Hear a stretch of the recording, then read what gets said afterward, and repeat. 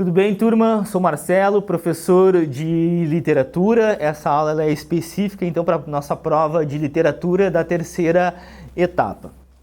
Antes da gente chegar no conteúdo da prova, que é o que essa aula ela vai ser pontuada em cima daquilo que a gente vai ver mesmo na prova, gosto de falar um pouquinho para vocês sobre o que é literatura e como essa disciplina funciona. Alguns alunos me comentam que às vezes se confundem um pouquinho com história, com artes, né? Sim, elas partem aí de algumas linhas gerais, que é a parte do contexto histórico. Essa disciplina, então, que a gente tem a partir do ensino médio, ela é feita baseada na disciplina de História da Literatura, onde a gente traça uma linha do tempo, vai falando sobre os períodos literários, e a gente vai vendo, mas por que eles produziram determinado tipo de obra? E a gente dá uma olhadinha o que estava acontecendo na sociedade. Porque esses autores, eles são sujeitos históricos, eram sujeitos que faziam parte, né, da sociedade, eram influenciados por ela, refletiam sobre ela. Então, também para mostrar, né, que a literatura ela faz parte do nosso cotidiano, da nossa história, ela não é algo deslocado, né, ela se baseia... Sim, né? Ela reflete sobre a sociedade, sobre o mundo, sobre a nossa realidade. Então, para a gente partir aí do que é literatura, isso eu falo toda a abertura de aula. Normalmente, às vezes, tem um pouco de confusão, o que é literatura, o que faz um texto ser literário, o que não faz ele ser literário, qualquer coisa, qualquer livro escrito é literatura. Então, a gente vai partir de uma definição, daí a gente vai depois ver o que faz a diferença, então, no texto literário. Então, ali na primeira página da apostila, logo no primeiro parágrafo, né, em um sentido genérico, literatura é toda a palavra escrita. No entanto, tal definição é muito abrangente e, de certa forma, abstrata. A literatura contém algumas especificidades que diferenciam de outros textos. A gente vai ver essas especificidades, ou seja, essas características. Porém, então a coisa mais importante é a seguinte: literatura não é qualquer palavra escrita, né? É isso que eu quis trazer. Então, não é qualquer livro, não é tudo que está escrito que é literatura. A primeira característica desse texto literário é a ficção. A ficção, ela nada mais é do que uma representação da realidade, mesmo quando ela é feita com base em acontecimentos reais. Então pode ter muito dado histórico, muito dado de coisa que parece que que é real, porém isso aí é uma representação inventada pelo escritor. E nessa escrita ele está fazendo uma nova estrutura, ele está criando aí um mundo particular. E isso também é muito... isso carrega a visão dele de mundo, essa reestrutura, né, essa estrutura nova que ele cria a partir da realidade, traz a visão dele de mundo. O sentido da ficção, então qual é o sentido dessa outra realidade, aí, ou dessa reinvenção da realidade, dessa estrutura nova que ele cria? A gente pode afirmar que ela tem por objetivo ampliar e modificar o conhecimento sensível do leitor, né, daquilo que a gente conhece do mundo. Então, por meio da ficção, a gente pode adquirir aí uma percepção mais rica dos fatos e da vida. E, inclusive, a gente pode, de certa forma, até se tornar empático a realidades diferentes da gente, realidades, e não só realidades de país, realidades culturais, realidades de vida, de gênero, de raça. Então, através da literatura, a gente pode ter um pouquinho, né, dessa percepção. E isso pode aí nos tocar, né, de alguma maneira. E a terceira característica, que é das mais importantes, é a preocupação com a linguagem, ou seja, ela apresenta uma linguagem específica. Ela é um trabalho de criação de linguagem e ela carrega uma preocupação estética. E essa preocupação a gente pode dizer que também está lá, né, junto com essa criação, né, porque elas não são coisas... com essa invenção da ficção, dessa outra estrutura, também está a linguagem. Elas não são coisas separadas ou que elas estão uma na frente da outra, né? Ela está junto, essa preocupação como é que eu vou apresentar, então, esse mundo particular? Como é que eu vou apresentar essa ficção? Ele tem essa preocupação estética de explorar os recursos linguísticos, de esse texto, como eu vou contar essa história, né? Não é só sobre ser uma história criativa ou inovadora, né? Tem também essa intenção de como é que eu vou apresentar essa história, né? Que ela seduza o leitor, que ela seja interessante. Então, a literatura, então somando esses três aspectos, o que a gente pode ter, que noção a gente pode ter, que definição de literatura?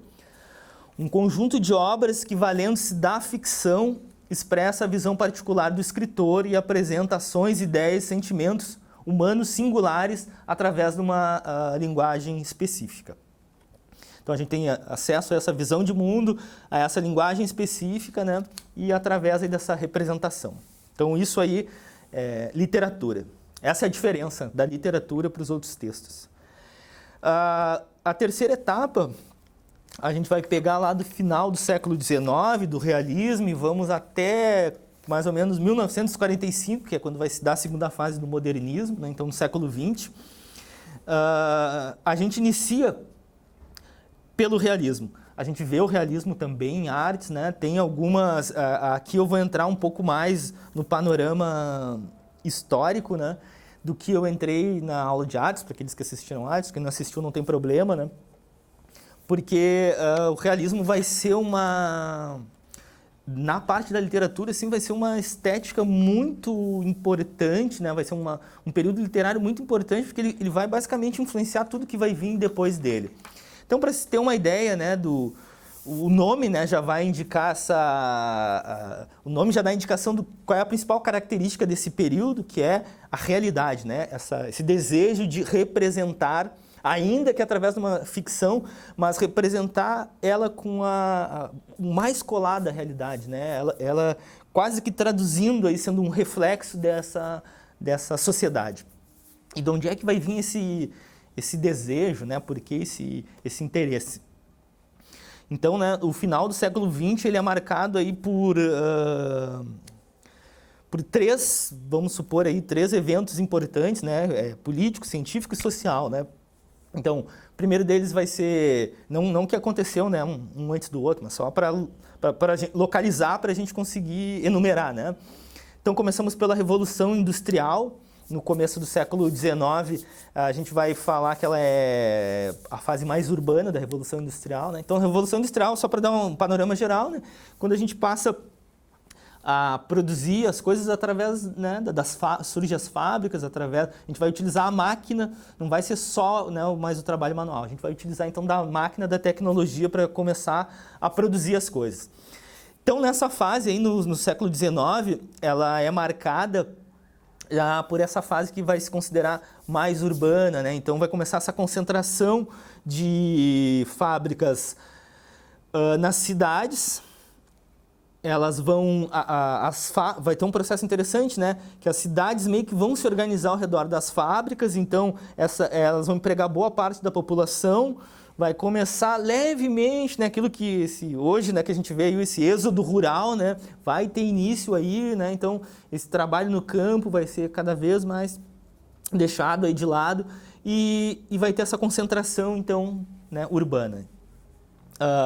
E nessa fase, então, da Revolução Industrial, as jornadas, esse mundo do trabalho, ele não era organizado, né? Ele era uma selvageria, né? Não se tinha leis, não se, né? Nada disso, por ser uma novidade, né? Nada disso estava estabelecido. Então, as jornadas de trabalho eram de 14 a 12 horas, né? Se empregava crianças pequenas de 10 anos, trabalhavam também como adultos, né? O salário era muito pouco, né? Muitos tinham, inclusive, né, em algumas fábricas as pessoas dormiam na fábrica, então ele era uma semi-escravidão nessa época, né? Mais ou menos assim. E aí então, óbvio, né, essa força de trabalho ela vai começar a se organizar por melhores condições de trabalho, né? Então o movimento dos trabalhadores ele vai se organizar a partir daí. Então vai surgir várias teorias, né? Mas a principal que vai surgir e que vai ser, né, o motor aí vai ser através do marxismo, né? O Marx vai escrever um livro que se chama O Capital, e o Capital ele vai nada mais do que como se eles como se ele desse aí um panorama do que era essa sociedade, né? Que ela estava dividida entre o capital e o proletariado, que era a força de trabalho. O capital, então, era os capitalistas, ou seja, né, os donos das fábricas, os que tinham o dinheiro. E ele vai falar o seguinte, né? Que o motor de história era a luta de classes, né? Que é sempre quando tem, né, alguém que detém o poder e outros que não detêm. E essa era a dinâmica da sociedade, né? Então, através dessas ideias, onde ele vai dizer, então, que aquilo que era produzido pelos trabalhadores tinha que ser dividido entre eles, né? Que a maior parte ficava com quem era dono do capital. Então, isso vai dar ideia aí às primeiras organizações sindicais, né, elas vão ser baseadas nessas ideias. Essas associações, elas vão lutar, então, por melhores condições pelos trabalhadores, né? O que eu quero dizer, mais do que defender ou não uma ideia política, assim, isso vai ser um elemento de combustão social, né?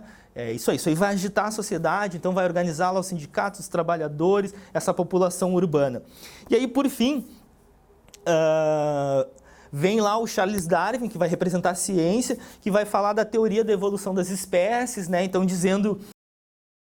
Primeiro, ele vai questionar toda a criação, enfim, né, que se acreditava da concepção do mundo e que era basicamente, né, religiosa, né? Então, ele vai ali descrever como é que as espécies evoluíam. Ele fez uma longa pesquisa. E aí, nessa pesquisa, né, ele vai ver que tinham, em alguns lugares, né, tinham umas espécies que ele conseguiu identificar que elas tinham evoluído em outros lugares devido às condições ali do ambiente, né? E aí, mais ou menos, né, assim, a grosso modo, mas ele vai formular algo que, assim, que era a capacidade de adaptação fazia com que a gente evoluísse e que os mais adaptados, que eram os que evoluíam, e que a gente vai também, então, vai traduzir naquela máxima, né, que é os mais fortes que sobrevivem. Aquelas espécies que conseguiam se adaptar às mudanças, tanto climáticas, de ambiente ou de outros predadores, eram aquelas que sobreviviam. E então, né, esses três elementos, né, eles vão... E outra coisa que é importante, né, o porquê do realismo, né? Pegando essas três, né, a Revolução Industrial, pegando ali o Capital do Marx, pegando a teoria da evolução da espécie, eles vão tentar descrever como é que a realidade funciona, como é que a sociedade funciona, como é que o mundo funciona, né? Nessa época, vão dizer ali que a ciência vai tomar o lugar de Deus, né? Então, assim, não, agora a gente quer explicar como é que... A gente quer descobrir quais são os processos por trás das coisas. Então, isso vai causar aí uma agitação na sociedade, né? E todo aquele ímpeto que tinha no romantismo, né? De assim, projetar uma sociedade ideal, né? Então agora a gente vai olhar o que está acontecendo. E os autores dessa época, eles vão ficar muito, né, interessados, vão ser muito influenciados pelas essas teorias, e eles vão pegar os seus livros para discutir o que é a sociedade. Então, para a gente entrar ali, né, no período literário mesmo, quais são as características aí do romantismo? A objetividade. Então, não vai ter mais aquelas coisas, né, de muito sentimento, eles vão descrever as coisas objetivamente. Racionalismo, predomínio da razão sobre as emoções. Outra coisa muito importante aqui, ó, verossimilhança. Verossimilhança quer dizer exatamente verdade, semelhança, né? Os textos vão ser o mais parecido possível com a realidade, né? O autor vai tentar reproduzir fielmente a sociedade, e para isso ele vai se valer de informações reais. As histórias, então, não vão se passar num passado distante, não, elas vão se passar no agora, né? Vão ser contemporâneas e vão passar em determinada cidade. Ele vai dar o nome da cidade, ele vai dar o nome do lugar, o nome, sabe, do hotel, das ruas. Então vai ser a coisa mais próxima da realidade possível. E aí também tem uma outra característica bacana, que é a perfeição formal. Então eles vão negar aquela história de que a literatura é fruto da inspiração, eu me sento e desce a musa. Não, eles vão dizer que isso é fruto de trabalho, né? Tu vai lá, senta, escreve, melhora, né? Então é uma coisa bem realmente, né, realista e prática. O realismo, ele vai invadir a nossa... enquanto manifestação cultural, ele vai invadir a nossa sociedade, né? Ele vai deixar uma marca que até hoje, né? O modo de contar as histórias que a gente tem que chegam até nós, dos filmes, isso é tudo derivado do realismo. Se vocês perceberem, né, as novelas, os filmes, muitas obras trazem um aviso, né, que é dizendo que essa obra é mero produto da ficção, né, que não é baseado em personagens reais. Por quê? Eu gosto de contar essa história, é interessante, né? Um dos primeiros livros do realismo, né, que é de um autor francês, o Flaubert, que é Madame Bovary, ele escreve então essa história lá da Emma Bovary, que basicamente é uma história de traição, então para os princípios da época vai ser um choque, e ele vai ser convocado lá pelo tribunal francês, pela corte francesa, porque assim, a traição a infidelidade era considerada um crime, e tu acobertar a infidelidade, tu era cúmplice. Então ele vai ser chamado, eles leram aquela história, aquilo ali parecia tanto a realidade, que eles vão chamar eles no tribunal e vão dizer assim, tu vai ter que entregar aí a Emma Bovary pra gente. E aí o Flaubert vai responder, né, a Emma Bovary sou eu. Ele vai ter que provar que aquilo ali não era verdade, que aquilo ali era criação da cabeça dele, né. E aí vem então esse aviso, né, né, tem as raízes nisso aí, né, que isso aí, isso é uma história que eu inventei, não é verdade, né. Isso aí para dar, né, um exemplo aí da força que o realismo vai ter. No Brasil, então, para falar um pouquinho de Brasil, porque depois a gente vai falar mais ali dele, né, o realismo ele surge aí pelas mãos do Machado de Assis com o livro As Memórias Póstumas de Brás Cubas, né, um dos melhores livros da literatura brasileira. E o Machado de Assis vai ser o grande autor aí do realismo. Mas o Brasil vai ser profundamente marcado por um outro movimento que é o naturalismo.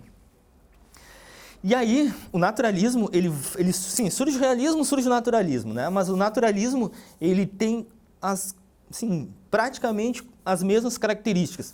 Só que ele vai trazer um pouquinho de uma ideia diferente, porque ele vai trazer também, daí não é esse olhar só sobre a realidade, né? É como se ele fizesse também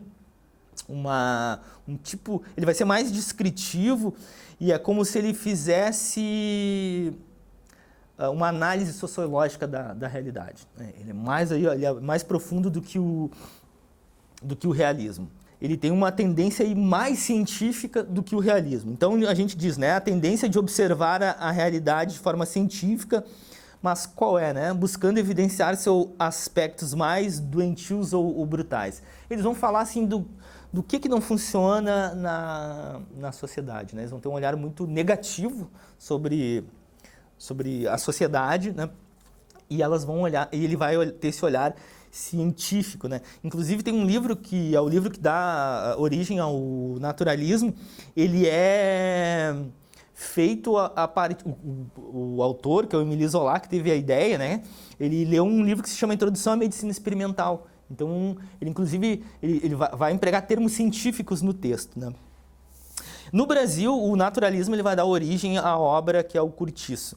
E aí, no naturalismo, só queria chamar a atenção, né?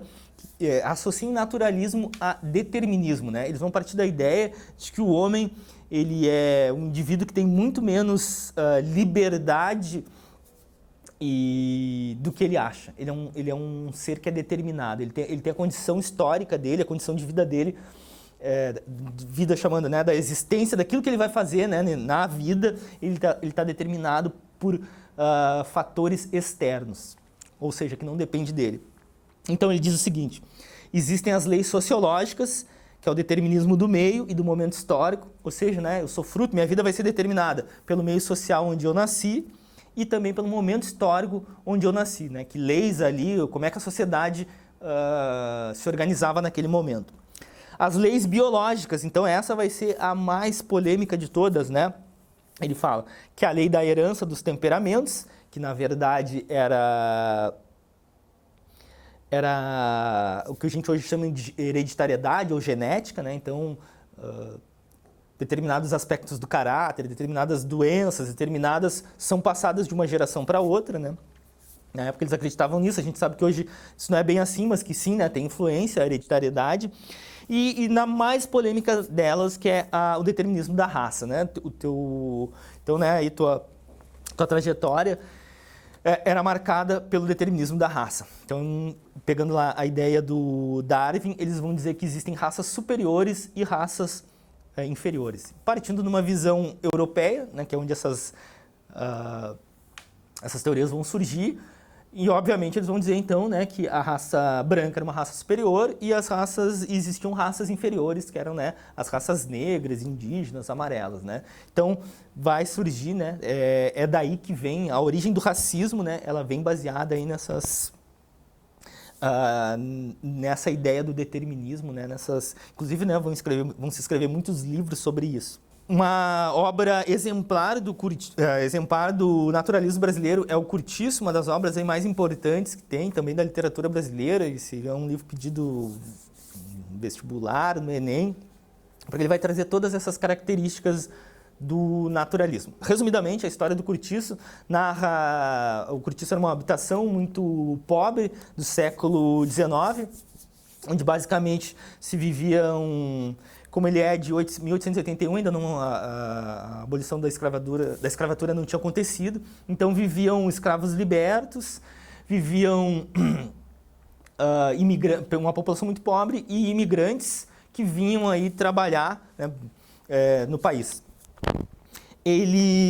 Essa obra, então, descreve aí a jornada de ascensão social, né, do João Romão, que ele é o dono do Curtiço, ele é português. E entrelaçada essa história, tem a história do Jerônimo, que é outro português que vem trabalhar na pedreira, que a pedreira, o dono é o João Romão, né? E aí ele parte da seguinte ideia. O João Romão é um personagem que moralmente era corrompido, porém ele se torna, né, ele consegue o sucesso material, né? Ele consegue essa ascensão material. O Jerônimo era um personagem destituído, então, dessas riquezas, porém, né, moralmente, ele era uma pessoa que tinha valores, uma pessoa moralmente respeitada, e ele vai narrar o que? A decadência moral do Jerônimo. E qual vai ser, né, o que faz com que esses dois personagens sejam corrompidos? É o Curtiço. Então ele está falando que o meio social corrompe, né, o cidadão. Que era assim, ao ter contato... E aí ele tem uma visão muito racista sobre isso, né? Porque que ele vai falar assim, ao ter contato lá com aquela população pobre, aquela população majoritariamente negra ou mestiça, né? Eles vão acabar os dois corrompidos de toda forma. E aí então, no Curtiço, ele vai falar então sobre o determinismo do meio. Ele vai apontar outra característica, né? Ele vai dizer assim, ó, identificando na condição brasileira a indolência, ou seja, a preguiça, a desordem e a sensualidade, né? Ele vai dizer que os brasileiros só queriam saber da sensualidade no sentido, né, de prazer, eles eram preguiçosos, desordeiros e eles só queriam saber de prazer. Ele também vai falar muito aí da predominância do coletivo sobre o indivíduo, né? Ou seja, de novo, aí a força do meio sobre o indivíduo. E ele vai ter um olhar assim muito... Ele vai ter um olhar muito desumano sobre as pessoas lá, né? Ele não vai ser muito... Ele não olha para os seus personagens, né, de uma forma muito generosa ou amorosa, né? Ele vai olhar assim, e também quase como se eles fossem assim, né, exemplos de animais. E esse livro aí vai ser um livro que vai marcar a época, né? E ele vai trazer toda essa problemática, né, tanto do naturalismo, quanto também, né, dessa questão do racismo no Brasil, da questão da mestiçagem, né? Toda essa problemática. Aliás, né, ele vai falar disso, né, e vai falar disso de uma forma aí muito negativa, né? O movimento que se dá aí após aliás, né, ele está junto também ali com o realismo, o naturalismo, é o parnasianismo. O parnasianismo é isso, né, uma espécie de realismo em poesia. Então, né, nem vou assim falar muito sobre, eu vou falar sobre, né, algumas características diferentes, né, mas assim, quero dizer, no contexto histórico ele tem a mesma base, né? E aí sobre o que fala o parnasianismo? O parnasianismo ele vai falar muito assim que o que importa é a forma, né? Aquilo sobre que tu escrevia não importava, né? O importava era que tu conseguisse fazer o poema mais perfeito que tivesse, né? Então por isso eles falam culto à forma, a ideia de arte pela arte, né, que a arte não deve servir a nada, ela deve servir a si mesma, ou seja, a arte pela beleza, né, de ser. Mas assim, tá, mas e o que esses caras, sobre o que eles escreviam, né? Aí eles vão lá buscar, nisso eles vão se diferenciar um pouco, né, do realismo, porque eles vão buscar isso lá na Grécia, vão voltar de novo os arcadistas já tinham feito isso, né? Eles vão voltar lá na Grécia Antiga, falar da mitologia, e isso vai ser aí um horror, porque era uma poesia completamente desconectada da realidade, né? Então, produziu assim poemas formalmente muito bons, né, do ponto de vista da estrutura, né, mas que não vão ter um grande efeito, né, nem influência aí sobre as gerações futuras. E aí nessa onda, aliás, na esteira, aí surge o pessoal do simbolismo, que, né, também aí tinha esse desejo aí de romper com esse legado aí, tanto do realismo, sobretudo do parnasianismo, mas também do realismo, né? Essa ideia de estamos aí saturados de tanta realidade, né? O movimento simbolista, ele não surge no Brasil, ele surge na Europa, muito influenciado pelo Charles Baudelaire, né? Vai ser um grande poema, diz que ele, né, na história da literatura, ele vai ser considerado um dos fundadores da poesia moderna. E no simbolismo vai prevalecer a subjetividade, né? Não essa ideia de fazer da literatura essa espécie de xerox da realidade aí vai começar a desagradar, né, os autores, e eles vão, não, a gente quer se libertar um pouco disso, né? O simbolismo, então, ele vai ser, sobretudo, um movimento de poesia, e ele vai ser marcado, sobretudo, né, pelo subjetivismo, né, a visão subjetiva que o autor tem por essa inspiração quase inconsciente, né? Então ele não vai ter muita ligação com a realidade. Ele vai ser dotado aí de um mistério, né? Ele vai falar sobre muitas coisas misteriosas. Ele vai ser um poema de um grau de abstração às vezes difícil de compreender, né? Mas ele vai falar disso, né? De certo irracionalismo e de certo mistério, né? Então a linguagem vai traduzir muito isso, né? E alguns poemas vão se tornar, inclusive, vai ter uma linguagem que a gente vai dizer, né, muito simbólica, né? Quase inexplicável.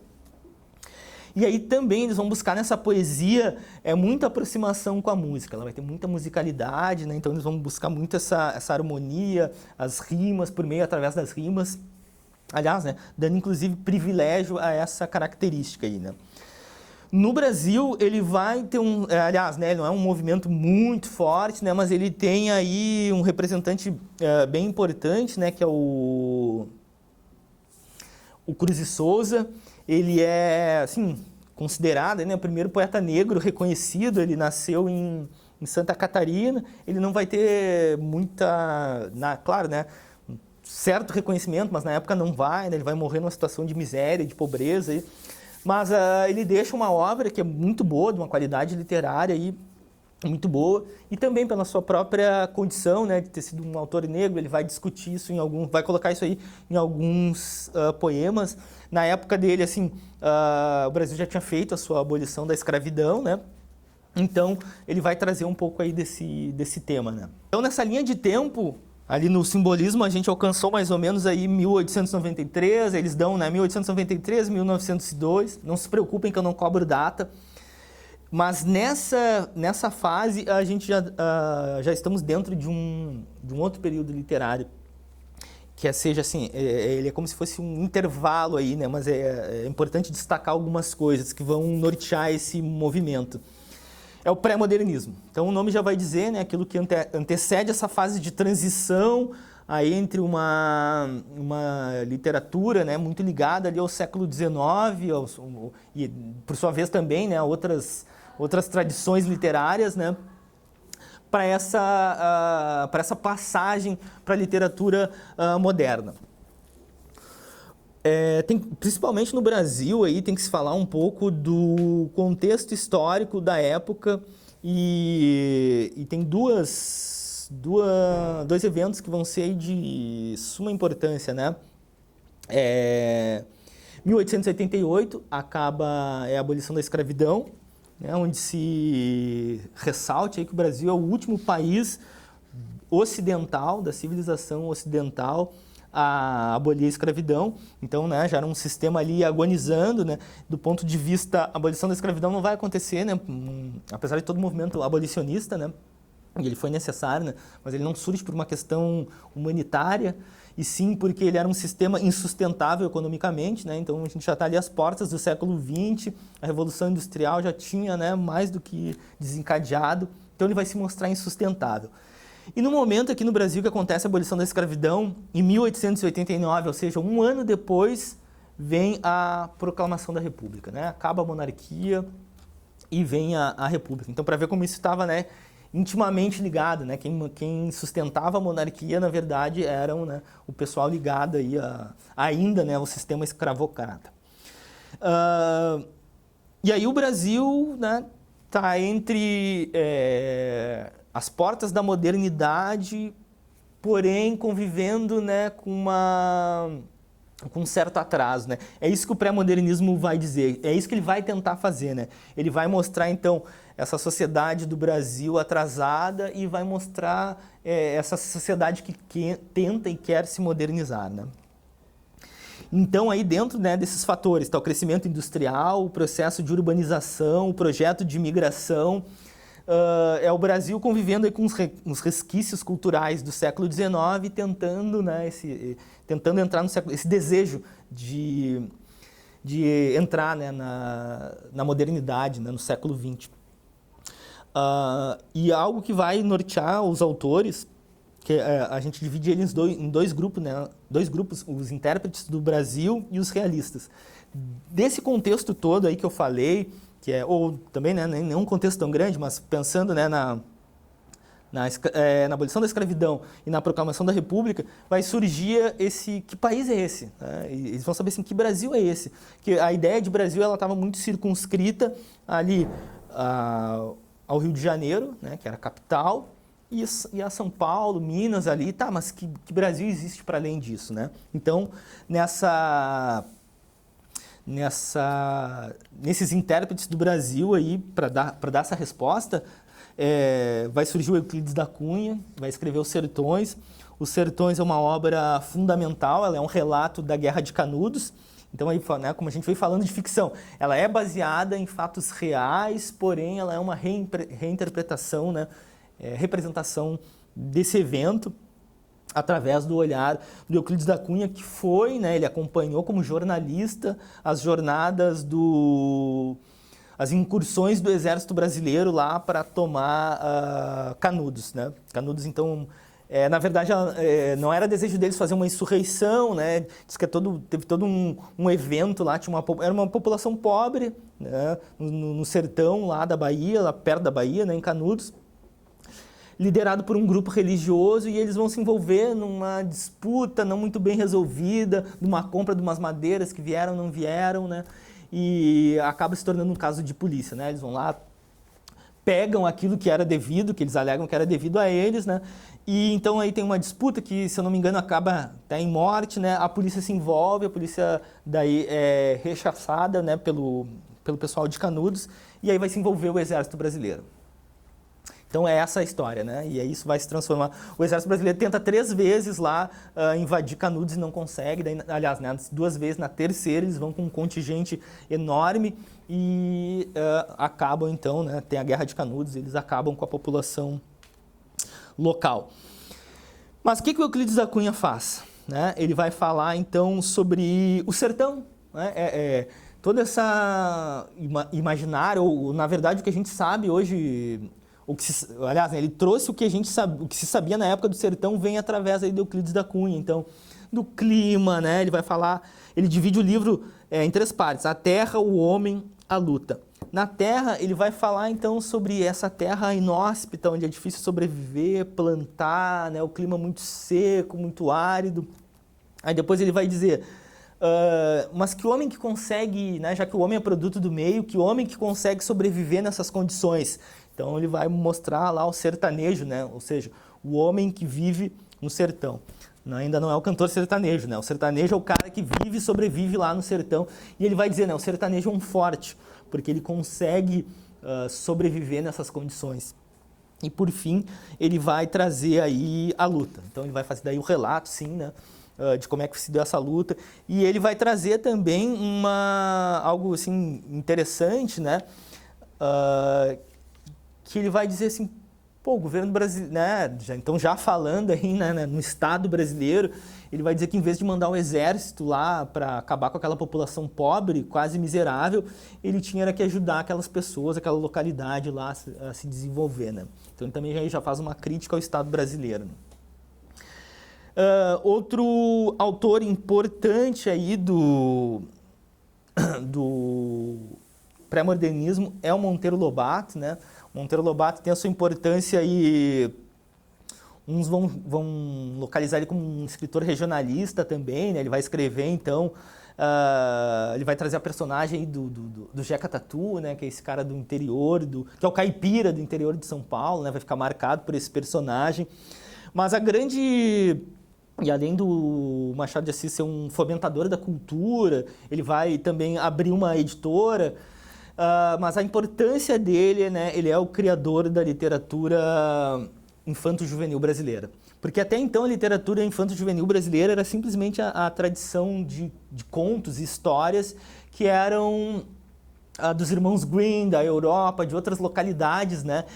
E ele vai se ligar, diz, pô, não tem nada, né, que reflita aqui Ele era um nacionalista, né, assim, muito empedernido, e ele vai... não tem nada que reflita a nossa realidade, que fale, né, para as crianças daqui da nossa cultura. E ele vai fazer algo muito interessante, né, que ele vai se valer, ele vai valorizar o folclore brasileiro, né, então ele vai se valer das lendas brasileiras, das lendas que vinham da cultura indígena, né, as lendas que vieram também trazidas da cultura africana. Então ele vai pegar esse caldo, né, e vai trazer para suas histórias infantis, e elas vão ser um sucesso, né? Se a gente pensar no Sítio do Pica-Pau Amarelo, assim, que até hoje aí tem programas e reedições, revistas, né? Vai ser uma das criações mais importantes que a gente vai ter na nossa literatura. Então, nosso último conteúdo é o modernismo, mas é importante a gente destacar a Semana de Arte Moderna, porque ela é o que dá o início ao modernismo. Então, essa Semana de Arte Moderna, ela vai ser feita aí em São Paulo, com a participação de artistas do Rio de Janeiro e de São Paulo, principalmente, né? Ela foi feita lá no Teatro Municipal de São Paulo em 1922, né? Então a gente chama a Semana de Arte de 22. E nela é que eles vão trazer esse projeto, né, de modernizar a arte brasileira, de trazer inovação, né, porque claro, né, isso vai ser influenciado aí pelo movimento modernista da Europa, mas ele vai trazer muito isso, um desejo de renovação para a arte brasileira do modo geral, né? Então, qual é a importância aí da Semana de Arte Moderna? Ela tenta colocar fim, né, a essa ligação que o Brasil tinha, né, com as tradições clássicas de arte, de literatura, né? Então, ela deseja a desintegração desse passado artístico, que era muito ligada às vanguardas, ligada a essa tradição europeia, né? Uma atualização intelectual que a gente deveria ter. Permanentemente a gente ter esse estado aí de criação, de poder criar, inovar, né? Não ficar preso assim, dentro só de um sistema. E a quarta, que é a mais importante, aí, né? Que é essa consciência criadora nacional. Ou seja, criar uma arte que fosse genuinamente brasileira. Esse era um desejo deles. E aí, então, né, se institui o modernismo no Brasil a partir de 22. Agora a gente vai falar propriamente do movimento, né, da literatura. Ele é dividido em duas fases. A primeira é o movimento que vai de 22 até 1930 e a segunda é de 1930 a 1945. A chamada primeira geração, aliás, na primeira fase do modernismo é chamada de geração de 22 Então, desse pessoal aí que fez a Semana de Arte Moderna, é o Mário de Andrade, o Oswald de Andrade, uns caras super importantes aí, eles são os que vão conceber isso. E ela é marcada aí por, basicamente, né, essa afirmação de ideias inovadoras, né, e vai ser basicamente assim, esse desejo. Ideias inovadoras. E outra coisa que vai marcar muito eles, né, é essa ideia de reconstrução cultural do Brasil, ou seja, de fazer uma arte que fosse genuinamente brasileira. E então, isso é muito bacana aí, da onde que eles vão tirar isso? Eles vão, e aí o Monteiro Lobato já vai ter dado essas pistas, né? Eles vão assim, não, a gente precisa, para fazer algo genuinamente brasileiro, a gente precisa lá pesquisar nas nossas matrizes, né? Então, a matriz indígena e a matriz africana. Então, pegar dessas tradições, né, e delas, né, elas que vão dar originalidade ao que a gente chama de arte brasileira. E aí tem um movimento que é muito importante, que é o antropofagismo. O antropofagismo, a palavra em si significa esse ritual onde as tribos indígenas, elas tinham um ritual que elas venciam outra tribo e aí faziam, né, literalmente comiam, né, o seu inimigo. Mas ela tem algo interessante nisso, né? Isso era um ritual chamado mágico, que eles pegavam o combatente mais valente, né, o que era mais feroz, e conseguiam capturar ele, porque eles acreditavam que, né, ao comer a carne deles, eles também iam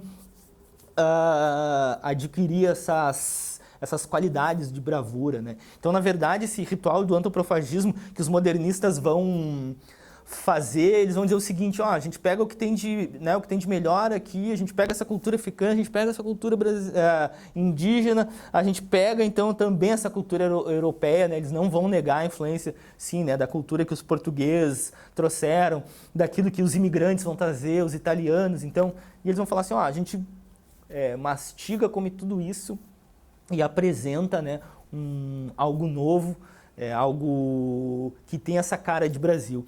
E essa ideia, então, ela vai ser assim, isso vai dar característica para a arte brasileira e para as ideias brasileiras até os dias de hoje, né? Então, esse primeiro movimento, ele é muito ligado à poesia, não tem tantos romances, ele vai se traduzir muito na poesia e os seus dois grandes nomes vão ser esses, né? Os Andrades, o Mário de Andrade e o Oswald de Andrade. E nenhum dos dois, eles não eram parentes. Inclusive, no final, eles acabam brigando e não se gostavam muito. A segunda fase do modernismo, a gente chama de o romance de 30. E o que acontece nessa fase? Então, a primeira foi mais poesia, essa aqui eles já vão mais para o lado do romance. Então, assim, passado, né, aquele surto e aquele desejo, não, a gente tem que inovar, né? Os autores ali começam a perceber, como é que essa sociedade ali estava, o que estava se movendo. Então, nessa fase, aí, vamos supor, aí, de 22 até 30, no Brasil tem uma agitação política fortíssima, tem a ascensão aí do Getúlio Vargas, né, tem a intentona comunista, tem o tenentismo, tem várias aí revoluções que acontecem, ou movimentos, né, ou tentativas aí, que vão agitar politicamente o Brasil. E aí, de novo, né, vai bater nos autores esse desejo de, não, a gente precisa expressar o que está acontecendo, né? E o romance de 30, ele vai ser fortemente marcado pelo regionalismo, que é esse desejo de olhar, né, para esse Brasil ali que estava meio em convulsão e que lugares são esses, né? Tanto que os seus principais autores vão ser aí o Graciliano Ramos, né, que era do Nordeste, a Raquel Queiroz, que também era do Nordeste, o Érico Veríssimo aqui do Sul, o Jorge Amado, lá da Bahia. Então ele vai ter, ele vai falar da realidade, né? Ele vai continuar, ele vai ter esse pé mais assim no realismo, mas ao mesmo tempo, né, prestando atenção nisso que o modernismo trouxe, que é esse desejo de olhar para o Brasil, que é o desejo da inovação, mas eles vão muito falar sobre as injustiças sociais, eles vão falar sobre o que esses lugares apresentavam e vão trazer muito dessa cultura regional, né? Tentando nos mostrar, né, que não existe um Brasil, existe aí vários Brasis, né? Ou que vários Brasis compõem esse Brasil, cada um com seu sotaque, com as suas questões, né? Então ele vai ser... Daí vão surgir livros importantíssimos, né? Imaginem O Tempo e o Vento, né, do Érico Veríssimo, que fala da formação do Rio Grande do Sul. O Graciliano Ramos vai falar de Vidas Secas também, de novo destacando as dificuldades que se passavam lá no Nordeste, no Sertão. Então a marca vai ser essa, né? O modernismo, o romance de 30, ele é ligado mais a regionalismos, características regionais e aspectos políticos e sociais, e o modernismo é mais ligado à poesia e muito mais ligado nessa ideia de criar uma cultura brasileira, uma literatura, né? Eles falam cultura, né? Cultura brasileira e também inovadora, né? Que ela fosse diferente daquilo que a gente tinha feito até então, rompendo com o nosso passado, né? E para ficar o registro dentro essas duas fases, né, do modernismo, tem essa última fase do modernismo, ela vai mais ou menos até 45, fazer um registro da poesia moderna brasileira. Falei isso um pouco na primeira aula, na primeira etapa. A poesia moderna brasileira, a poesia ligada ao modernismo, ela vai trazer, ela vai, né, também pegar esse espírito aí de inovação, de renovação, né? E ela vai então aproximar, tirar a poesia lá daquele lugar meio empoeirado, meio enferrujado que estava, e ela vai trazer assim, muitas inovações. Ela vai ser uma poesia de muita qualidade, que ela vai falar sobre o cotidiano, vai falar sobre o Brasil, vai trazer a linguagem coloquial, né? Porque a poesia do parnasianismo, do simbolismo, ainda ela não é muito ligada àquele português ali de Portugal. Eles vão falar dessa linguagem, né? Mais aí um português brasileiro, vai ter essa inovação, né? Que, enfim, né? Não são eles que vão criar, mas eles vão se utilizar muito do verso livre. E isso vai fazer com que a poesia se aproxime bastante, né, do leitor, sendo publicada aí em jornal. E trazendo, né, sobretudo aí um grupo de uma qualidade assim, de uma geração de uma qualidade ímpar, assim, que até hoje, né, o Brasil acho que não teve de novo, né? Então, por exemplo, autores, né, todos eles foram contemporâneos, como Cecília Meirelles, Manuel Bandeira, Vinícius de Moraes, que depois vai ir para a música, né? O João Cabral de Melo Neto. E também, né, o Carlos Drummond de Andrade, que vai ser nossos maiores poetas até hoje, né? O Carlos Drummond de Andrade, digno, né, de ter ganhado apesar de não ter ganhado, né, mas poderia ter ganhado um Nobel de Literatura, com certeza, né? Então eles vão fazer uma poesia assim, inovadora e de uma qualidade muito grande. Deixei aqui na apostila falando um pouquinho do Carlos Drummond de Andrade, né, essas características de por que ele foi tão importante e também aí a poesia dele. Então leiam, que vale muito a pena. Nosso conteúdo é esse. Até dessa parte aqui da poesia não é algo que eu peça tanto, né? Mas é legal vocês olharem, né? Então leiam aí sobre as características do modernismo, né? Do pré-modernismo, isso que a gente conversou aqui do simbolismo e do realismo e do naturalismo, a diferença entre os dois, elas são importantes. Então, através aí da aula, dos exercícios, façam o trabalho também, né, fazendo esse conjunto aí de atividades, vocês vão muito bem na prova. Um abraço!